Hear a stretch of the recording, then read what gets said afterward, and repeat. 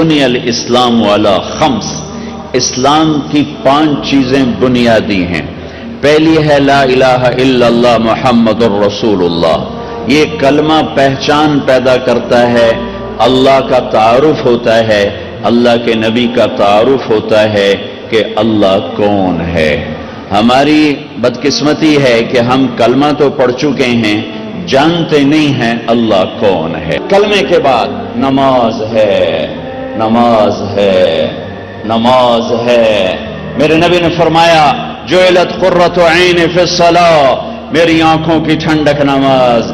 کیا آپ نے صرف رمضان میں نماز فرض کی تھی؟ کیا صرف جمعے کی نماز فرض کی تھی؟ کیا آپ 5 نمازوں کے امام نہ تھے؟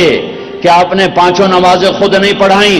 جب دنیا سے جانے کا وقت آیا اور بیماری نے اٹھنے نہ دیا تو پھر صدیق کو حکم دیا میرے مصلی پہ کھڑے ہو کے نماز پڑھا۔ پہلا سوال نماز ہے۔ کربلا میں معاف نہیں ہے تو کمرے میں معاف کیسے ہوگی؟ کربلا میں معاف نہیں ہے تو گھر میں معاف کیسے ہوگی؟ دفتر میں معاف کیسے ہوگی؟ اسلام کا دوسرا رکن نماز ہے، جو بڑی مظلوم ہے کہ چھوڑی جا چکی ہے۔ نقش توحید کا ہر دل پہ بٹھایا ہم نے، زیر خنجر بھی یہ پیغام سنایا ہم نے۔ کبھی امت کی یہ شان تھی، ایک ہی صف میں کھڑے ہو گئے محمود و عیاض، نہ کوئی بندہ رہا نہ کوئی بندہ نماز۔ آ گیا عین لڑائی میں اگر وقت نماز، قبلہ رو ہو کے کھڑی ہو گئی قوم ہجر۔